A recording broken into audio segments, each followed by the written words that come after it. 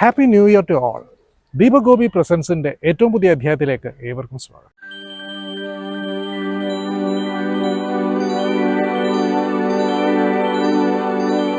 ഒരു പുതുവർഷം ആരംഭിക്കുമ്പോൾ നമ്മൾ പലരും നിലവിൽ ചെയ്തുകൊണ്ടിരിക്കുന്ന ഒരു ജോലിയിൽ നിന്ന് മാറി പുതിയൊരു ജോലിയിലേക്ക് പ്രവേശിക്കാൻ ആഗ്രഹിക്കാറുണ്ട്. ഒരു ജോലിയിൽ നിന്ന് മറ്റൊരു ജോലിയിലേക്ക് മാറുമ്പോൾ എന്തൊക്കെ കാര്യങ്ങളാണ് ചിന്തിക്കേണ്ടത് എന്നതിനെക്കുറിച്ചാണ് ഇന്നത്തെ പ്രോഗ്രാം ഡിസ്കസ് ചെയ്യുന്നത്.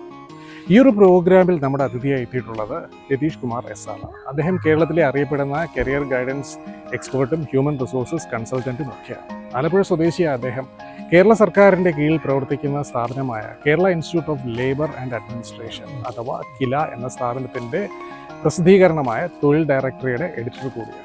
ഇന്ന് രതീഷ് സാർ നമുക്ക് ഒരു ജോലിയിൽ നിന്ന് മറ്റൊരു ജോലിയിലേക്ക് പോകുമ്പോൾ എന്തൊക്കെ കാര്യങ്ങൾ ചിന്തിച്ചിട്ടാവണം ഈ ഒരു മാറ്റം നടത്തേണ്ടത് എന്നതിനെക്കുറിച്ചൊക്കെ ഒരുപാട് കാര്യങ്ങൾ പറഞ്ഞു തരുന്നു. നമുക്ക് അതൊന്ന് ശ്രമിക്കാം. ഒരാൾ എങ്ങനെ തൊഴിൽ ഷിഫ്റ്റ് ചെയ്യണം അല്ലെങ്കിൽ ഒരാളുടെ തൊഴിൽ മേഖല എങ്ങനെ അവസാനിപ്പിക്കണം എന്ന് ചോദിച്ചാൽ ഒത്തിരി ഘടകങ്ങൾ നമുക്കവിടെ പറയാൻ കഴിയും.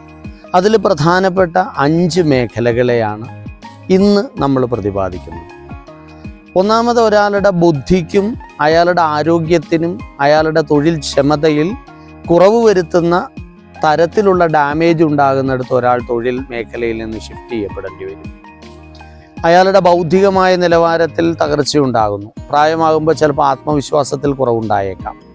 ആ ആത്മവിശ്വാസത്തിലുണ്ടാകുന്ന കുറവ്, ശാരീരിക ക്ഷമതയിലുണ്ടാകുന്ന കുറവ്, ശരീരം കാഴ്ചയിൽ മങ്ങുന്ന ഒരു സാഹചര്യം ഉണ്ടാകാം. അതേപോലെ തന്നെ കൈകളുടെയും കാലുകളുടെയും പ്രവർത്തനക്ഷമതയിൽ കുറവുണ്ടാകാം. ഇത്തരത്തിലുള്ള കേൾവി ശക്തിയിൽ കുറവുണ്ടാകാം.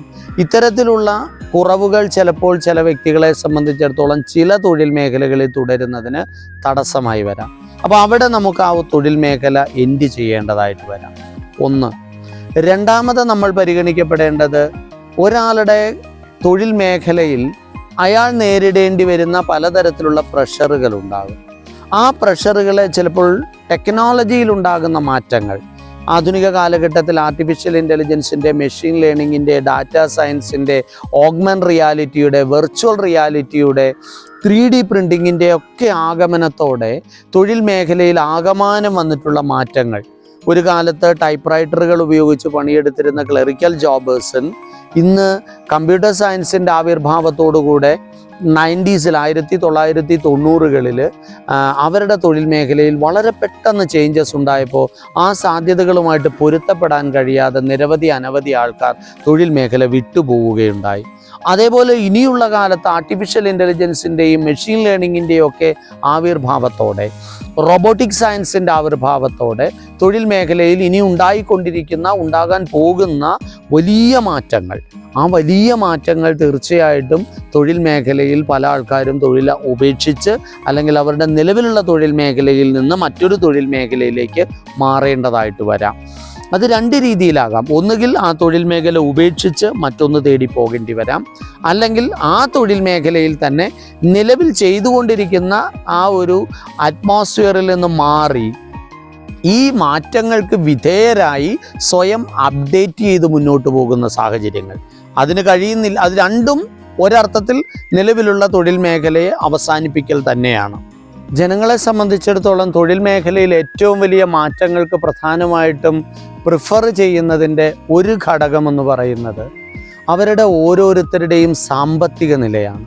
തനിക്ക് തൻ്റെ സ്വപ്നങ്ങൾക്കനുസരിച്ച് ജീവിക്കാൻ മതിയായൊരു വരുമാനം കിട്ടുന്നില്ല എങ്കിൽ, തൻ്റെ സ്ഥാപനത്തിൻ്റെ നഷ്ടസാധ്യതകളും അതുപോലെ തന്നെ അവിടെ നിന്ന് മതിയായ രീതിയിലുള്ള ശമ്പള വർധനവും ഉണ്ടാകുന്നില്ല എങ്കിൽ, ഇൻഫ്ലേഷൻ ഒരു വശത്ത് നിൽക്കുകയും തൻ്റെ വീട്ടിലെ വളർന്നു വരുന്ന കുട്ടികളുടെ ജീവിത നിലവാരത്തിൽ ഉണ്ടാകുന്ന മാറ്റങ്ങൾക്കനുസരിച്ച് താൻ സ്വപ്നം കാണുന്ന ജീവിത നിലവാരത്തിലേക്ക് എത്തിച്ചേരാൻ കഴിയുന്നില്ല എങ്കിൽ സ്വാഭാവികമായിട്ടും അവിടെ ജോബ് സ്വിച്ചിങ്ങിൻ്റെ ഏറ്റവും പ്രധാനപ്പെട്ട ഒരു സാധ്യത നമുക്ക് കാണാൻ കഴിയും.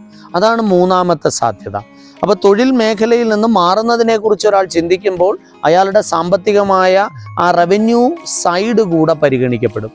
കൂടാതെ അയാളുടെ ആ സാമ്പത്തിക നിലയിൽ മാറ്റങ്ങൾ ഉണ്ടാക്കുന്ന സാഹചര്യങ്ങൾ ഇവിടെ ഉണ്ട് എന്ന് വയ്ക്കുക. പക്ഷെ അതിനേക്കാളും മികച്ച സാധ്യതകൾ പുറത്തുണ്ടെങ്കിൽ സ്വാഭാവികമായിട്ട് ഇവിടുന്ന് അയാൾ ജോബ് അവസാനിപ്പിച്ച് അപ്പുറത്തെ പുതിയ സാധ്യതകളെ ഓപ്റ്റ് ചെയ്യുന്നതും നമുക്ക് കാണാൻ സാധിക്കും. മത്സരാധിഷ്ഠിതമായൊരു ലോകമാണ് നമ്മൾ ഇന്ന് ജീവിച്ചുകൊണ്ടിരിക്കുന്നത്. ആ ലോകത്തുണ്ടാകുന്ന മത്സരത്തിൻ്റെതായിട്ടുള്ള സാധ്യതകൾ ഇപ്പോൾ നമുക്കറിയാം. തൊഴിൽ മേഖലയിൽ നമ്മളുമായിട്ട് മത്സരിക്കാൻ വളരെയധികം ജനങ്ങൾ പുറത്തുണ്ട്. ആ മത്സരാധിഷ്ഠിതമായ ലോകത്ത് നമുക്ക് പിടിച്ചു നിൽക്കാൻ കഴിയുന്നില്ല എങ്കിൽ പുറത്തുള്ള യുവജനതയുമായിട്ട് ചിലപ്പോൾ പ്രായമാകുമ്പോൾ നമുക്ക് മത്സരിക്കാൻ കഴിയില്ല, പ്രത്യേകിച്ച് മാർക്കറ്റിംഗ് മേഖലകളിലൊക്കെ. ആ മാറ്റങ്ങൾക്ക് വിധേയരായി മത്സരാധിഷ്ഠിതമായ ആ ഒരു ലോകത്തെ നേരിടാനുള്ള പ്രാപ്തിക്കുറവുണ്ടാകുന്ന സമയത്ത് തീർച്ചയായിട്ടും നമ്മുടെ കരിയറിനെ നമ്മൾ ഷിഫ്റ്റ് ചെയ്തേ പറ്റൂ, ഇല്ലെങ്കിൽ നമ്മൾ പുറന്തള്ളപ്പെട്ടു പോകുന്ന അവസ്ഥയുണ്ടാവും. അപ്പോൾ അവിടെ നമ്മൾ പതുക്കെ മറ്റൊരു തനിക്ക് കംഫർട്ടബിൾ ആയിട്ടുള്ളൊരു മേഖല, അവിടെ ഒരു പ്രൊമോഷൻ പോലും നമുക്ക് സാധ്യതകളാണ്. കാരണം നിലവിൽ നിൽക്കുന്ന മേഖലകളിൽ നിന്ന് കുറച്ചുകൂടെ നമ്മുടെ വിദ്യാഭ്യാസ യോഗ്യതകൾ കൂടുതൽ നേടിയെടുത്തുകൊണ്ട്, അല്ലെങ്കിൽ ആ എക്സ്പീരിയൻസിനെ വെച്ചുകൊണ്ട് ബാർഗെയിൻ ചെയ്തുകൊണ്ട് ഈ മത്സരാധിഷ്ഠിതമായിട്ട് പുറത്ത് കിടക്കുന്ന ആ ഒരു ലേബർ ഫോഴ്സിനെ കൺട്രോൾ ചെയ്യുന്ന തരത്തിലേക്ക് നമുക്ക് പതുക്കെ ഒന്ന് മാറുന്നതിനെ കുറിച്ച് അവിടെ ചിന്തിക്കാം. അല്ല എങ്കിൽ അവരുടെ ഒപ്പം നിന്ന് മത്സരിക്കുമ്പോൾ ഈ രണ്ട് ജനറേഷനുകൾ തമ്മിലുള്ള വലിയൊരു ക്ലാഷിലായിരിക്കും അത് അവസാനം ചെന്നെത്തുക. ആ ക്ലാഷിൻ്റെ എൻഡിൽ സ്വാഭാവികമായിട്ടും പഴയ തലമുറ റീപ്ലേസ് ചെയ്യപ്പെടുന്നതാണ് പലപ്പോഴും കാണപ്പെടുക. കാരണം പുറത്തു നിൽക്കുന്ന ഓരോ ലേബർ ഫോഴ്സിലെ ഓരോ അംഗങ്ങളും ടെക്നിക്കലി ആൻഡ് ടെക്നോളജിക്കലി, അതുപോലെ തന്നെ മറ്റ് മാറുന്ന കാലഘട്ടങ്ങൾക്കനുസരിച്ചുള്ള ട്രെൻഡ് വൈസ് ആണെങ്കിൽ പോലും അവർ വളരെ അഡ്വാൻസ്ഡ് ആണ്. ആ അഡ്വാൻസ്മെൻറ്റ് തീർച്ചയായിട്ടും നമ്മൾക്ക് പ്രായമായ അല്ലെങ്കിൽ വളരെ ഏറെക്കാലം കാലികമായ ട്രെൻഡുകൾക്കൊപ്പം സഞ്ചരിക്കാൻ കഴിയാത്ത ഒരാളെ സംബന്ധിച്ചിടത്തോളം പിടിച്ചു നിൽക്കാൻ പ്രയാസമുള്ളൊരു മേഖലയായിരിക്കും. നാലാമത്തെ മേഖല ഇത്തരത്തിലുള്ള ഒരു ട്രെൻഡ് സെറ്റിങ്ങുമായിട്ട് ബന്ധപ്പെട്ട് നമുക്ക് കാണാൻ കഴിയും. നമ്മൾ ആദ്യകാലത്തൊക്കെ വളരെ ഡൈനാമിക്കായിട്ട് വർക്ക് ചെയ്യും. ഒരു സ്റ്റേജ് കഴിയുമ്പോഴത്തേക്കും പിന്നീട് നമ്മൾ പണം സമ്പാദിക്കാൻ ആരംഭിക്കും.